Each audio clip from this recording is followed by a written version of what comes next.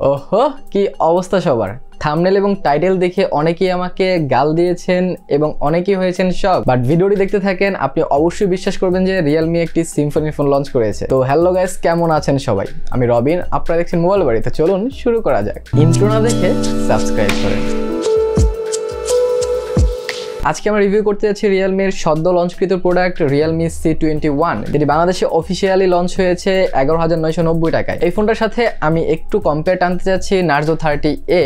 Because of Narzo 30A আপনারা পাচ্ছেন 12,990 টাকা, এটা 11,990 টাকা, মানে 1,000 টাকার পার্থক্য পাচ্ছেন। বাট এই 1,000 টাকা ডিফারেন্সে আপনারা কি কম বেশি পাচ্ছেন? প্রথমত আপনারা C21-এ 5000 mAh ব্যাটারি পাচ্ছেন এবং নার্জো 30A-তে পাচ্ছেন 6000 mAh ব্যাটারি এবং ফাস্ট চার্জিং এর সাথে। তার সাথে আপনারা বেটার ডিসপ্লে পাচ্ছেন এবং পাচ্ছেন বেটার ফ্রন্ট ক্যামেরা। কারণ নার্জো 30A-তে আপনারা 8 মেগাপিক্সেল পাচ্ছেন এবং এই ফোনটিতে পাচ্ছেন 5 মেগাপিক্সেল। আর সবচাইতে বড় যে বিষয়টা সেটি হচ্ছে নার্জো 30A-তে আপনারা পাচ্ছেন হিলিও G85 প্রসেসর এবং C21-এ পাচ্ছেন হিলিও G35 প্রসেসর। সো 1000 টাকার জন্য আমার মনে হয় না কেউ এই দিকে যাবে, সবাই ওই দিকটাই দেখবে। তারপর আমি প্রপার কম্প্যারিজন নিয়ে আসবো যদি আপনারা চান। এবার হাজাক আমি কেন বলেছি যে রিয়েলমি একটি সিম্ফনির ফোন লঞ্চ করেছে। বিকজ অফ সিম্ফনি কিছুদিন আগে লঞ্চ করেছে সিম্ফনি Z40, যেটি অফিসিয়াল প্রাইস 10,490 টাকা। এটি 332 ভার্সন ছিল এবং 464 ভার্সনটাও আপনার 11,500 বা 11,990 টাকার মধ্যেই পেয়ে যাবেন। সো সেম প্রাইসে এই দুটি ফোন। যদি এই দুটি ফোন আপনারা পাশাপাশি রেখে একটু কম্পেয়ার করেন, হিলিও G35 দুইটার ফোনেই পাচ্ছেন, বরঞ্চ সিম্ফনিতে আপনারা টাইপ সি প্লাস 5 হোল ডিসপ্লের একটা অ্যাডভান্টেজ পেয়ে যাচ্ছেন। নার্জো 30A যখন লঞ্চ করেছিল রিয়েলমি, তখন অবশ্যই as a customer, as a Realme lover, আমি অবশ্যই এক্সপেকটেশন অনেক বেশি করেছিলাম যে তারা এখন এরকম বমি ফালাবে একের পরে। এখানেই আমি একটু হতাশ হয়েছি এবং 10 দিন ধরে এই ফোনটি ইউজ করার পর এই ফোনের সাথে আমার এক্সপিরিয়েন্স আসলে কেমন ছিল। আসলে কি এই ফোনটা অনেক খারাপ যেরকম নেগেটিভ আমি একের পর এক বলে যাচ্ছি? আসলে তা না। যেহেতু আমি এটাকে নার্জো 30 এর সাথে কম্পেয়ার করছি, সেহেতু আপনাদের কাছে একটু নেগেটিভ মনে হচ্ছে। তো যদি আমরা রিভিউতে আসি, তাহলে প্রথমেই এটির ডিজাইন এবং বিল্ড কোয়ালিটি নিয়ে কথা বলা যাক। ডিজাইনে যদি আসি, অনেক ফ্যামিলিয়ার ডিজাইন এখানে তারা ইউজ করেছে।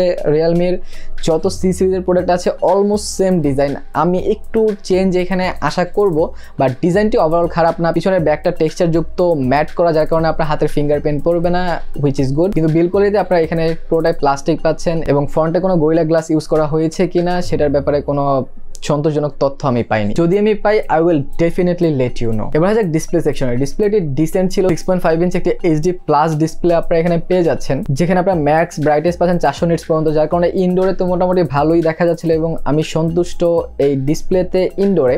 এবং এটা কালার অ্যাকুরেসি থেকে শুরু করে সবকিছুই আমার কাছে পার্সোনালি ভালো লেগেছে, অ্যাঙ্গেল ভিউ থেকে শুরু করে সবকিছু। কিন্তু আপনাদের আউটডোরে গেলে একটু সাফার করতে হবে, সেই দিকে একটু নজর রাখবেন। এই জন্য আমি নার্জো 30A এর একটা কম্পেয়ার এনেছিলাম, কারণ ওইখানে কিন্তু 570 নিটস ব্রাইটনেস ছিল। সো আপনাদের আউটডোরে কোনো প্রবলেম হতো না। নিচের দিকে পেয়ে যাচ্ছেন আপনারা USB পোর্ট, এখানে টাইপ সি হলে অবশ্যই ভালো হতো। তার সাথে মাইক্রোফোন পেয়ে যাচ্ছেন এবং একটি হেডফোন জ্যাক পেয়ে যাচ্ছেন, এবং হেডফোন জ্যাক অনেক ইম্পর্টেন্ট। তাহলে আপনারা রাইট সাইডে পেয়ে যাচ্ছেন volume rocker and power button, এবং পাওয়ার বাটনের পজিশনটিও মোটামুটি ভালো পজিশনে ছিল। সো আমার কাছে খারাপ লাগেনি এবং হাতটাও খুব ভালোভাবে রিচ করছিল।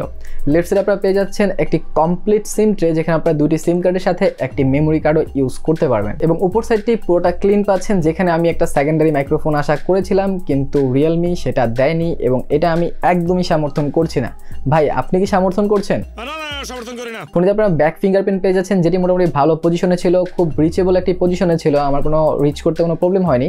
আর এই প্রাইসে বিশ্বাস করেন রাসেল ভাই, এটা সুপার ফাস্ট ছিল। আমি এই প্রাইসে অন্যান্য যে ব্র্যান্ডের ফোনগুলো আছে এটার কম্পিটিশনে একটার ফিঙ্গারপ্রিন্টও এতটা স্পিড পাইনি যতটা স্পিড আমি এটার ফিঙ্গারপ্রিন্টটা পেয়েছি। সো অবভিয়াসলি ফিঙ্গারপ্রিন্টের দিক থেকে রিয়েলমি একটা থামস আপ পেতেই পারে। এবার যাক পারফরমেন্স সেকশনে। এখানে আপনারা হিলিও G35 পেয়ে যাচ্ছেন 11,990 টাকা। এটি অবশ্যই একটি ডিসেন্ট প্রসেসর, যেখানে আপনারা টুকটাক গেমিংও করতে পারবেন, কিন্তু আমি লিটল বিট মোর আশা করেছিলাম রিয়েলমির কাছ থেকে, যার কারণে আমি হালকা ডিসঅ্যাপয়েন্ট হয়েছি এই পারফরমেন্স সেকশনে। কিন্তু প্রাইস অনুযায়ী যদি আমরা আদার্স ব্র্যান্ডগুলোকে কম্পেয়ার করে একসাথে আনি, রিয়েলমির ব্র্যান্ড ভ্যালু অনুযায়ী এটি অবশ্যই একটি গুড প্রসেসর এবং এটি 12 ন্যানোমিটার আর্কিটেকচারে বিল্ড করা একটি অক্টাকোর প্রসেসর, যেটি দিয়ে আপনারা টুকটাক গেমিং করতে পারবেন।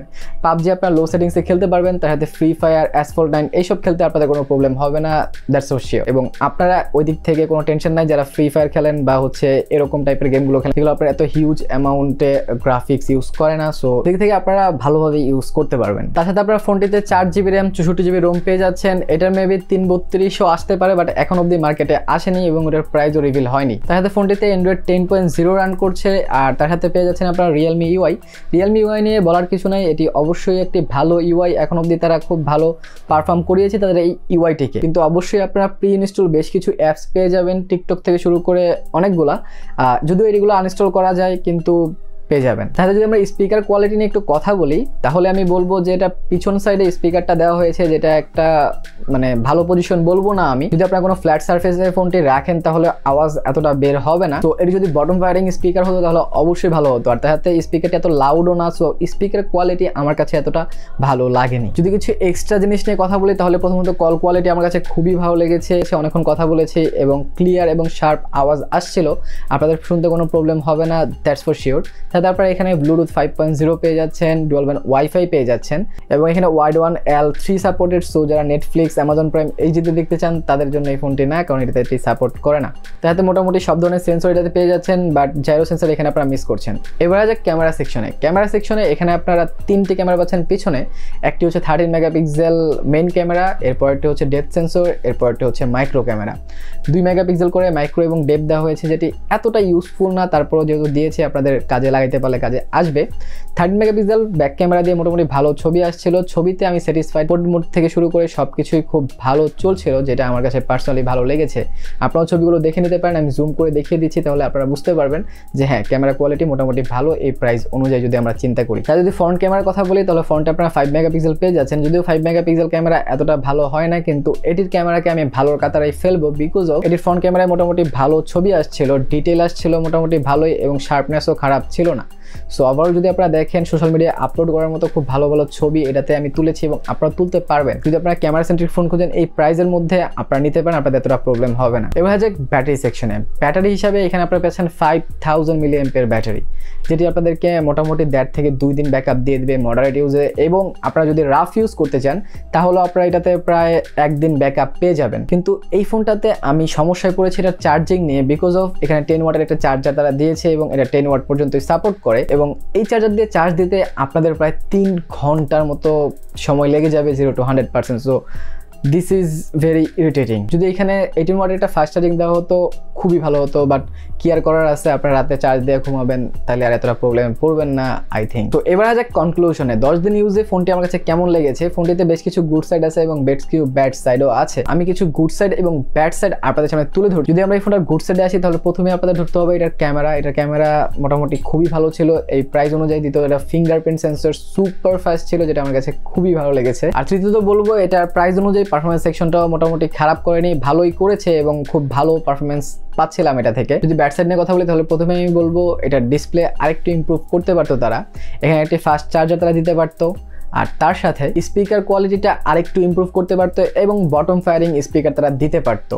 সো এই ছিল আমার পার্সোনাল মতামত। আপনাদের কাছে ফোনটা কেমন লেগেছে কমেন্ট সেকশনে আপনারা জানাতে পারেন। তো আজকের মতো এইটুকুই। ভালো থাকেন, সুস্থ থাকেন। ভিডিওটি ভালো লাগলে লাইক, কমেন্ট, শেয়ার, সাবস্ক্রাইব করে দিন। দেখা হবে পরের ভিডিওতে। টিল দেন, আল্লাহ হাফেজ।